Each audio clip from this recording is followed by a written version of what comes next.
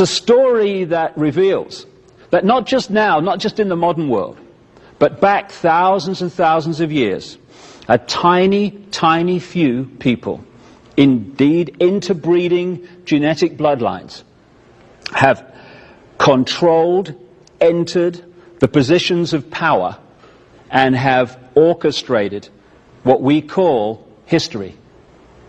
So that wherever you look, increasingly as we've created the technology to become a global society, increasingly this tiny little clique, the tribe or the brotherhood as I call them, have been able to orchestrate the major events and therefore the direction of the world on a global scale, and a scale that beggars belief. What I've already said is staggering to the perception of life that most people have, that we're encouraged to have, that we are programmed to have. And I feel a bit like the cow who walks in the field, and you've got the herd of cows in the field there, and they're munching away, and their reality is that every now and again the big truck comes and it takes a few of them away, and wherever they think they go, I don't know, another field, on holiday, whatever.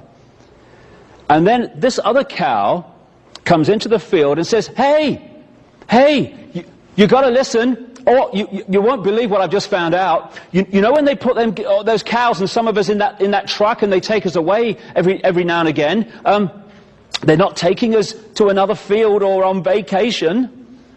What they do is they take you down to this big building and they slit their throats and they bleed them dry, and then they cut them up and they hang them on hooks, and then they put them in little packages and put it in the supermarket, and then them humans come along and buy us and eat us. What would be the reaction of the rest of the herd on hearing this information? You're crazy, man. You're out of your brain. You want to go and see a psychiatrist. They'd never do that. This is ridiculous. And anyway, I've got shares in that trucking company and I get a good return. Shut up, you're making waves. And yet, all the things that I have just said are absolutely true. It's just that the herd will not believe them.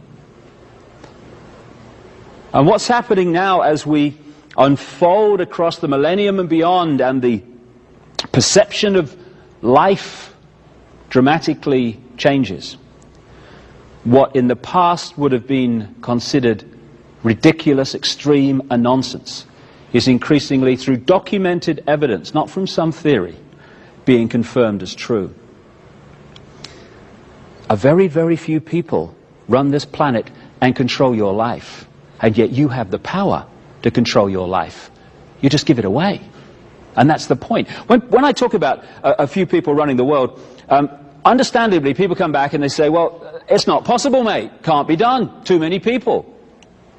And it can't be done by physical means, by soldiers at the door and soldiers in the street. You can do that in a small area, but you cannot control billions of people physically, just like you can't control a herd of sheep or a herd of pigs physically if they don't want to be controlled. In England, a little while ago, we had a remarkable example of that, in the sense that two pigs actually escaped from a slaughterhouse. They were just about to go through all that stuff I've just been talking about, and they got away. What they said was, instead of just following the herd and just accepting that that's what you do, they thought for themselves. They expressed their uniqueness. They broke out of the herd, and they ran away. And this became a major national news story day after day after day, because all these different people and agencies were dispatched to catch the two pigs, and they couldn't catch them for days and days and days, because they were trying to catch them physically. And because those pigs expressed their uniqueness, far from going to the slaughterhouse, they became national celebrities and are now wheeled out at galas and fetes and other events as one of the star attractions. Shows what you can do when you express your uniqueness instead of following the herd. The point I'm making here, however, is that you can't control lots of people physically, but you don't have to. What you do is you manipulate the way they think and the way they feel so they behave in the way you want them to. Mind and emotional manipulation, summed up and symbolized by this.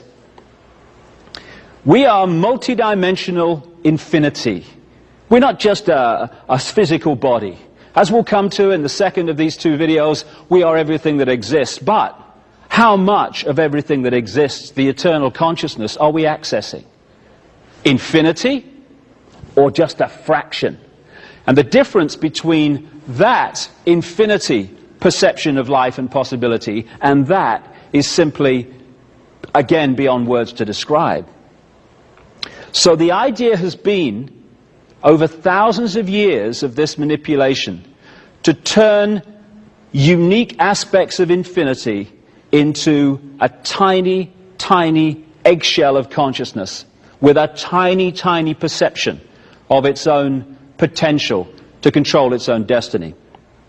And once you do that, you create the herd mentality. And the herd mentality can be summed up by what we see all the time in a herd or a flock, whatever you want to call it, of sheep. If you look at how sheep are controlled all over the planet every day, it's through this. It's because sheep are put in that symbolic eggshell so that they don't think for themselves, they just follow the one in front. So, most of the sheep every day, and I've seen it, remarkable sight it is, where the farmer arrives with the sheepdog, and there's this whole kind of group of sheep, hundreds of them in the example that I saw once in England. And they're all munching away and no problem. And then suddenly, when the farmer arrives, one or two of them start to walk. Just one or two. Ba, ba, ba, ba, ba, ba, ba, ba. And it's like flipping Exodus. Hundreds of them just follow the one in front without thinking. No? Well, do I want to follow the one in front? You know, what do I feel today? Maybe I want to go over there. No, no, ba, ba, ba, ba, ba. And then you've got the tiny few who don't immediately succumb to that and follow that and concede their uniqueness to that, and they're given the extra dose of fear by the sheepdog. Row, row, row. Oh, all right then.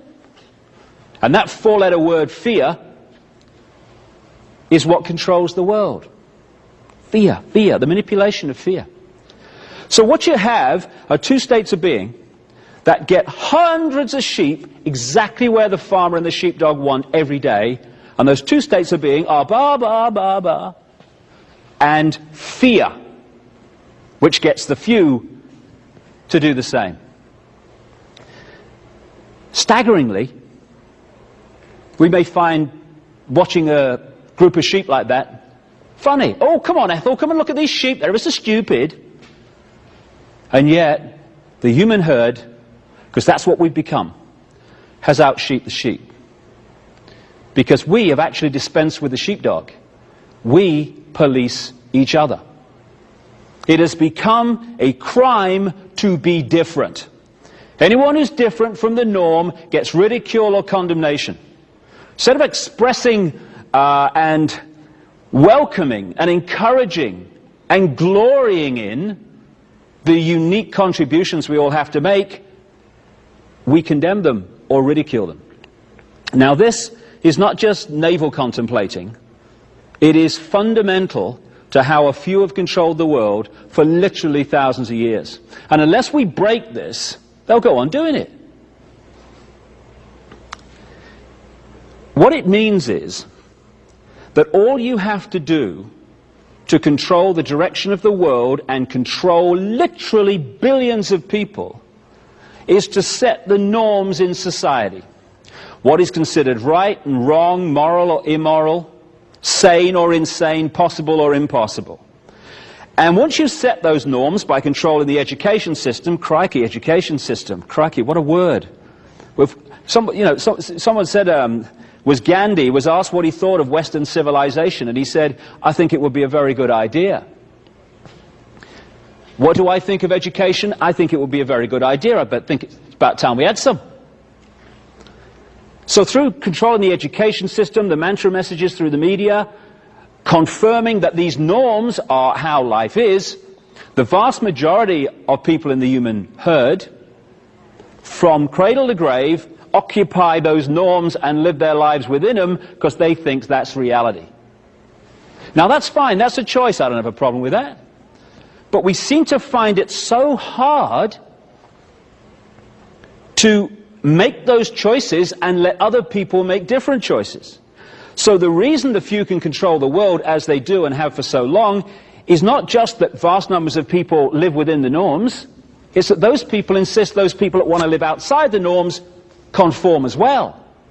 So the key state of being, which is the foundation of all that I'm talking about, is the one you'll find in the vast, overwhelming majority, all but a handful, literally, of human beings. It's the fear of what other people think of them. Once you're in that mode, and that's the eggshell, then you're in trouble. Because suddenly you're not living your life, you're not expressing your uniqueness, you're living someone else's version of what you should be. You're already in prison, you're in what I call the hassle-free zone of norms.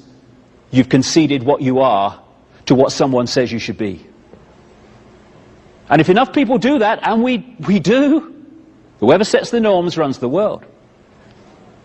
And what happens then, of course, is that when you're on the edge of that hassle-free zone and you're thinking, shall I, shan't I express my uniqueness? Shall I go with what my heart's telling me? What is the fear at that point that is making us resist? Oh, should I, shouldn't I? We're not at that point thinking, what will the President of the United States think if I express my uniqueness? What will the Pope think? Although some people will do that, my goodness me, why I don't know, but they do. Or what will the Governor of the Bank of England or the head of the Federal Reserve think? No, no. What's making us resist expressing our uniqueness is our fear of what our mother will think. Oh my God, what will my mother say? What will the guys down the bar say, or the people at work? In other words, the people's reaction that keeps us in those norms are the people who are already in there. So the sheep have also become the sheepdog. The police have also become the police. The inmates of the prison are also the prison warders. Now this combination, I repeat because it is so important, this combination means that whoever sets the norms in society runs the world. If, and the big, big if we concede our uniqueness to it and insist that everyone else does the same. And then when the norms are set, different aspects of the herd are played off against each other. So religions have been created, and we'll get into that because it's remarkable how the religions which fight each other and conflict with each other actually come down to the same people. Same story too when you look into it. So they play different aspects of the herd off against each other. Religion is played off against religion. Political party is played against political party. Economic theory against economic theory. And so we've set the norms that have created the herd, and then the herd is set at war with itself. And while we're cussing each other and fighting each other and blaming each other, the few people are string pulling all these different elements and creating the key element that's necessary for the few to control the many, divide and rule.